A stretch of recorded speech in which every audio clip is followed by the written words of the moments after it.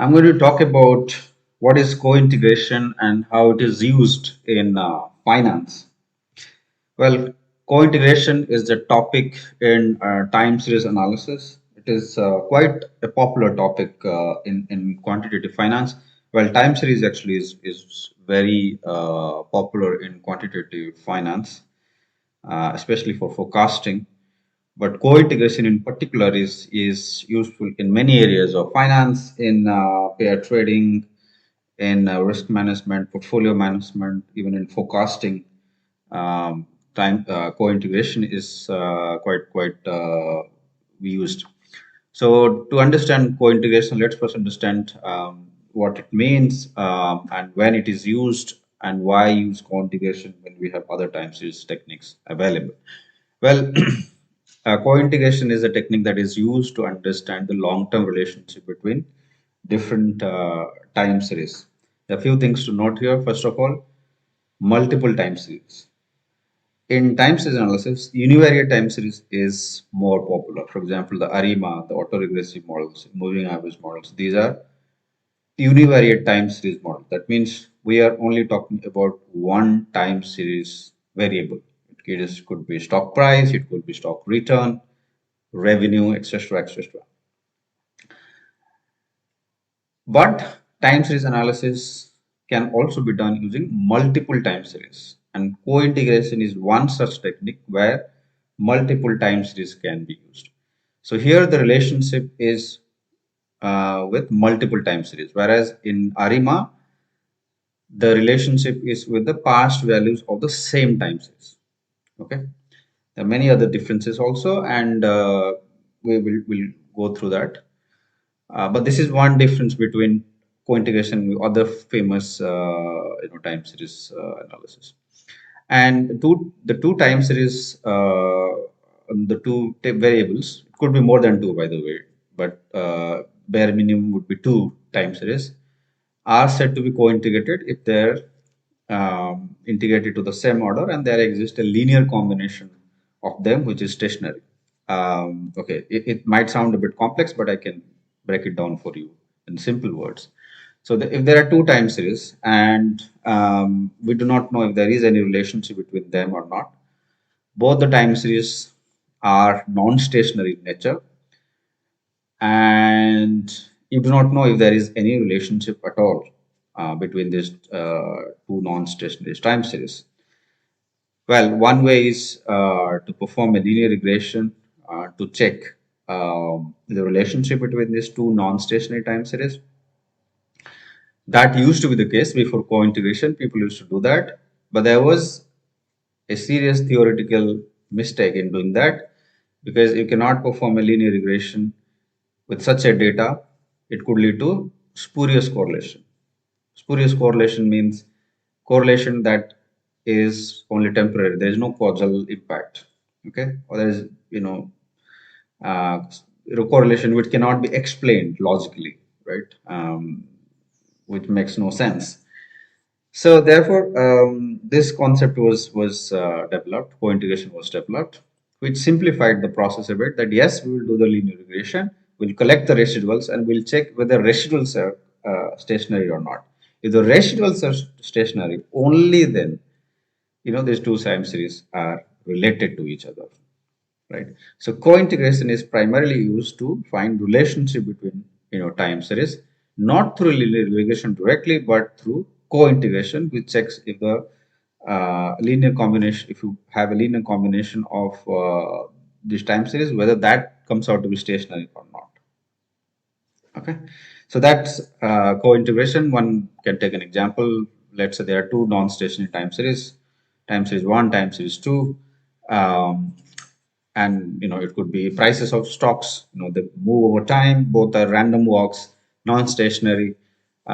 So both may be trending in some direction, but they may be related in some way, which suggests that there is a long-term equilibrium. That means they converge to a long-term average. That's a very useful information if you actually get to know that. Now, which stocks are co-integrated is something that you need to check, because that's not very automatic. you need to find out randomly. Well, there are also procedures which can be done, like you have, let's say, 100 time series models, and you will need to find out, sorry, 100 time series variables, or 100 time series stock prices, stocks, and you want to see which one of them are co-integrated. uh, you can automate through a loop, um, as to which time series, which combination of time series are co-integrated. That definitely is possible. Um, but if given two time series, you can also check whether they're co-integrated or not. As I said previously, linear regression was used. It used to cause spurious correlation, something that cannot be explained properly. Whereas co-integration actually checks the genuine relationship between time series variables, multiple time series variables. To minimum, it could be more than that. I think the economists actually came up with this technique. They were awarded a Nobel Prize later on in economics. Um, Co-integration can also be used for forecasting, uh, right? So that can be used alternative to ARIMA, for example. And it is used quite heavily in financial modeling, in quantitative finance, in macroeconomics particularly. It was initially developed for macroeconomics, especially for forecasting of macroeconomic indicators such as GDP, inflation rate, interest rate, unemployment rate, etc., and also finding relationship between these macroeconomic variables. So the technique was developed for policy making purpose, but later on, people from finance actually found use of that in many other areas, such as in quantitative trading, in different sort of financial research. So where it is used? Well, it's used in quantitative finance in variety of areas. One is the pair trading. It's a very famous one where you find pair of stocks which are related in some way, and that you can find out through co-integration. So it's about identifying two co-integrated assets. It could be stocks, it could be other assets also. So finding out two co-integrated assets and taking a long and short position in them. Right? If they're moving in the opposite direction, but you think that they will converge because they're co-integrated. So long term, sometime in the future, they will converge. So we expect that the one that is moving in the downward direction will go upward. The one that is moving in the upward direction will go downward. So they will converge and will have a long term to the long term average. In that case, you can take long position in one and short position in one. You can take short position in the one that is moving up and long position in the one which is moving down. Right. So if you take different two position, the traders can make profit out of it when there is a convergence. Okay, so that's a very simple trading strategy. Uh, in risk management, alerts can be used. Like you can find out which assets are co-integrated. So you would like to then diversify across the co-integrated assets, not within the co-integrated assets, because then that will result in concentration and that will result in heavy concentration risk. So improving the risk return profile of a portfolio, it's very important therefore to see which assets in a portfolio are co-integrated, and uh, do not have too much of concentration there in these co-integrated assets, diversified throughout the other co-integrated assets. Can also be used for forecasting. People have seen that using multiple time series actually improves the accuracy of time series forecasting. Of course, ARIMA models where you have univariate ARIMA models where you use only the past values for forecasting the future can be used, and is also very popular. But using for multiple time series to do forecasting is also valuable in many situations, and sometimes more accurate also. In macroeconomics, where this technique was actually initially started, and in fact that was the main intention of the authors of the paper. They wanted to understand the relationship between macroeconomic variables such as GDP, inflation, interest rates. They were the one who actually formulated the techniques primarily for macroeconomics. Later on, things um, from people from finance started using this. So by finding a co-integrated relationship, the economist can really understand the underlying, relationship between the dynamics of the economy or the relationship between different economic indicators, with GDP, inflation, interest rate, and other things. And then the central bank or the government can take necessary action, mostly the central bank, because this is more of a monetary policy side. So, but on some aspect also, the central government or the government can also take some steps. Um, I mentioned that it's quite heavily used in paired trading. One example is that, let's say, Apple and Microsoft are highly correlated. Well, how do you know? You could also do a core simple correlation. Well, that could be spurious. That means maybe for the short time you have this correlation, but over time there is no correlation. But you can perform a grandeur, sorry, you can perform a co-integration test. There are many tests, actually, statistical tests, hypothesis tests. Eagle grandeur is one. Engel grandeur, okay, is one such hypothesis test you can perform. Very simple test, actually. You can perform in Python, R, SAS, MATLAB, Stata.